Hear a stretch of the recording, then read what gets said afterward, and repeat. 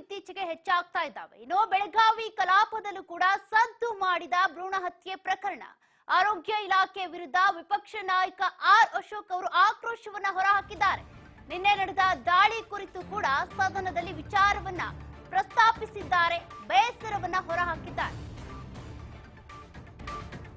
ಬೆಳಗಾವಿಯ ಕಲಾಪದಲ್ಲೂ ಕೂಡ ಭ್ರೂಣ ಹತ್ಯೆ ಕೇಸ್ ಬಗ್ಗೆ ಚರ್ಚೆಯಾಗಿದೆ. ನಿನ್ನೆ ನಡೆದಂತಹ ದಾಳಿ ಕುರಿತು ಕೂಡ ಸದನದಲ್ಲಿ ಪ್ರಸ್ತಾಪವಾಗಿದೆ. ವಿಪಕ್ಷ ನಾಯಕ ಆರ್ ಅಶೋಕ್ ಅವರು ಇದರ ಬಗ್ಗೆ ಪ್ರಸ್ತಾಪ ಮಾಡಿ ಬೇಸರ ಹೊರಹಾಕಿದ್ದಾರೆ. ಆಸ್ಪತ್ರೆಗಳ ವಿರುದ್ಧ ಶಿಸ್ತು ಕ್ರಮವನ್ನ ಜರುಗಿಸಬೇಕು ಅಂತ ಬಿಜೆಪಿ ನಾಯಕರು ಒತ್ತಾಯಿಸಿದ್ದಾರೆ.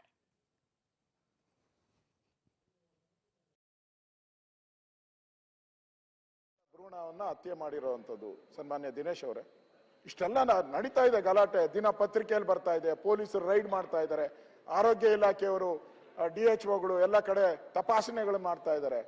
ಇಷ್ಟೆಲ್ಲ ಆದ್ರೂ ಕೂಡ ನಮ್ಮ ವಿಧಾನಸಭೆ ಬೆಂಗಳೂರಿನ ಹತ್ರ ಇರ್ತಕ್ಕಂಥ ಈ ಹೊಸಕೋಟೆಯಲ್ಲಿ ಆಸ್ಪತ್ರೆ, TG ಆಸ್ಪತ್ರೆ, SPG ಆಸ್ಪತ್ರೆ, ಅಲ್ಲಿ ನಡೆದಿರುವಂತ ಘಟನೆ ನಿಜಕ್ಕೂ ನಮಗೆ ಕಾನೂನಿಗೆ ಎಷ್ಟು ಗೌರವ ಕೊಡ್ತಾ ಇದ್ದಾರೆ ಇವರೆಲ್ಲ ಅಂತ ಅನ್ಸ್ತದೆ. ಅಂದ್ರೆ ಎಷ್ಟು ಬಲಾಢ್ಯರಿದ್ದಾರೆ ಅಂತ.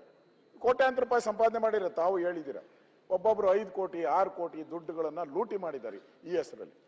ಇದಕ್ಕೋಸ್ಕರ ಆಸ್ಪತ್ರೆಗಳನ್ನೇ ತೆರೆದಿದ್ದಾರೆ ಅಂತ ಪತ್ರಿಕೆಗಳಲ್ಲೂ ನಾನು ನೋಡಿದ್ದೀನಿ. ಇವತ್ತು ಆರೋಗ್ಯ ಇಲಾಖೆಯವರೇನು ಇದನ್ನ ಕಂಡುಹಿಡಿದಿಲ್ಲ. ಆರೋಗ್ಯ ಇಲಾಖೆ ಏನು ಸರ್ಚ್ ಮಾಡಿ ಕಂಡುಹಿಡಿದಿರೋದಿಲ್ಲ.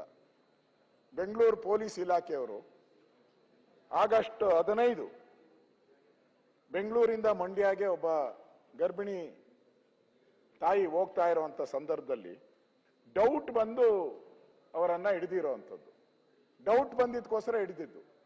ಡೌಟ್ ಬಂದು ಹಿಡಿದಾಗ ಆ ಸಂದರ್ಭದಲ್ಲಿ ಗೊತ್ತಾಗಿರೋದು ಇದು ಇವರು